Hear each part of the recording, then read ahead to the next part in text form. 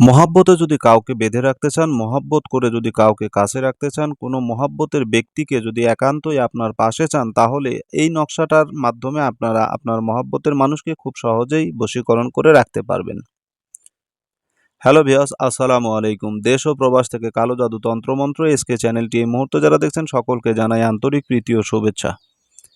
দেশ ও দেশের বাইরে থেকে কালো জাদু তন্ত্রমন্ত্র এসকে চ্যানেলটি যারা দেখছেন সকলকে আন্তরিক প্রীতি ও শুভেচ্ছা জানিয়ে আজকে আপনাদের সামনে উপস্থিত করেছি মহাব্বত নামা। মহাব্বতে কাউকে বেঁধে রাখা অথবা মহাব্বত করে কাউকে কাছে রাখা, পাশে রাখা। তো ভিডিওর শুরুতে জাতিগতভাবে আমি প্রত্যেকটা মমিন মুসলমান ভাই বোনদেরকে জানাই সালাম, আসসালামু আলাইকুম। হিন্দু দাদা দিদির প্রতি আদাব বা নমস্কার, অন্যান্য সকল ধর্মের প্রতি আন্তরিক ভালোবাসা। বাংলাদেশ বলেন, ইন্ডিয়া বলেন, সৌদি বলেন, যে রাষ্ট্র থেকে, দুবাই, কাতার, যে যেখান থেকে আমার ভিডিওটা দেখছেন, যারা বাঙালি, যারা বাংলা কথা বোঝেন, তারা তো আমার ভাষাগুলো বুঝতে পারছেন। আপনাদের ভালো এবং মন্দ সামনে রেখে আমি কথা বলছি। আর আপনাদের ভালো এবং মন্দ আমাকে কমেন্টে জানাবেন।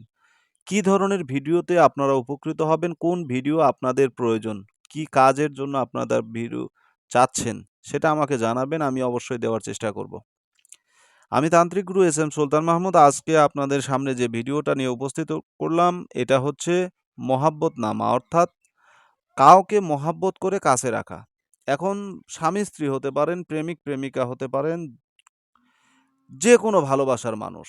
এক কথায় ভালোবাসার মানুষকে যদি আরও ভালোবেসে কাছে রাখতে চান, আজকের নকশা তকবির আপনার জন্য।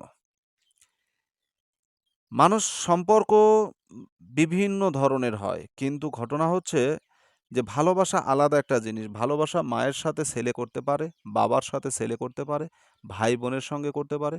ভালোবাসা হচ্ছে অটুট একটা জিনিস, যেটার বন্ধন খুবই শক্তিশালী।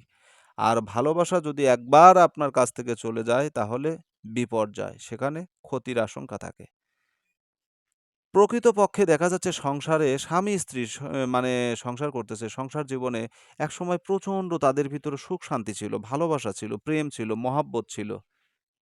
মাগার এখন নেই।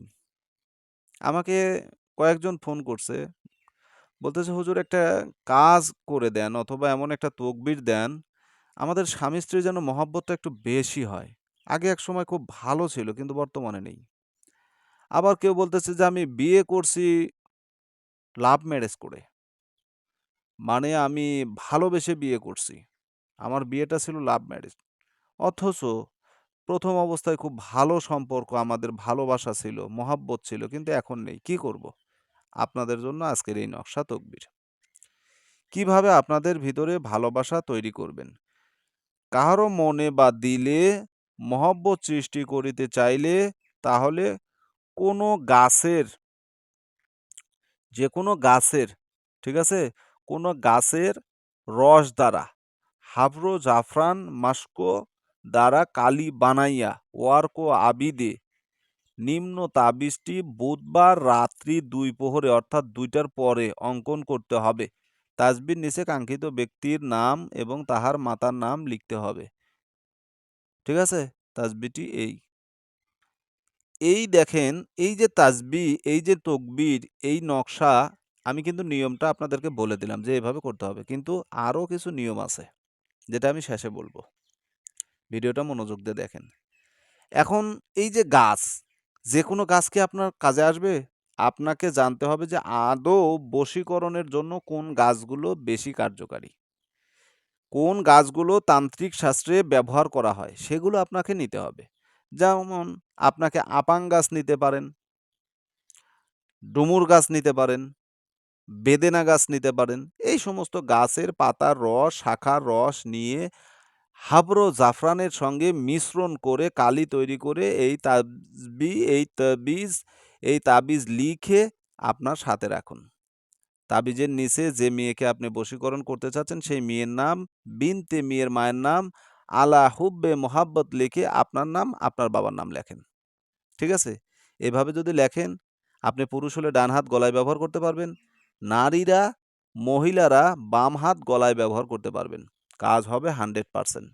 কোনো প্রকার সন্দেহ নাই। এগুলো পবিত্র কালাম। এগুলো কালাম থেকে কাজ করে দিলে পরে কোরআনি আমল এগুলো কখনো মিস হয় না। হয়তো ২ দিন সময় কম বেশি হতে পারে কিন্তু মিস হবে না। মিস হওয়ার কথা একেবারেই নিষেধ। মিস হবে না। কাজ হবে, 100% কাজ হবে। মাশাআল্লাহ। আশা করি বুঝতে পেরেছেন।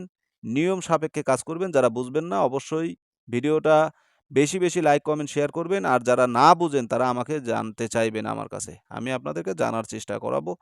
অবশ্যই, অবশ্যই আপনাদেরকে বোঝানোর চেষ্টা করব। কিন্তু ভিডিওটা মনোযোগ দিয়ে দেখবেন। আমি আগে দেখব আপনার কমেন্টের মাধ্যমে যে আপনি কি উপস্থাপন করেছেন। আপনি কি ভিডিওটা দেখছেন কি দেখেননি সেটা আপনার কমেন্টেই প্রমাণ হয়ে যাবে। তো যাই হোক, বেশি, বেশি লাইক, কমেন্ট, শেয়ার করবেন। যদি চ্যানেলে নতুন হয়ে থাকেন চ্যানেলটা সাবস্ক্রাইব করবেন। ভালো থাকুন, সুস্থ থাকুন। আগামীতে নতুন ভিডিও নিয়ে কথা হবে, দেখা হবে। আল্লাহ হাফেজ।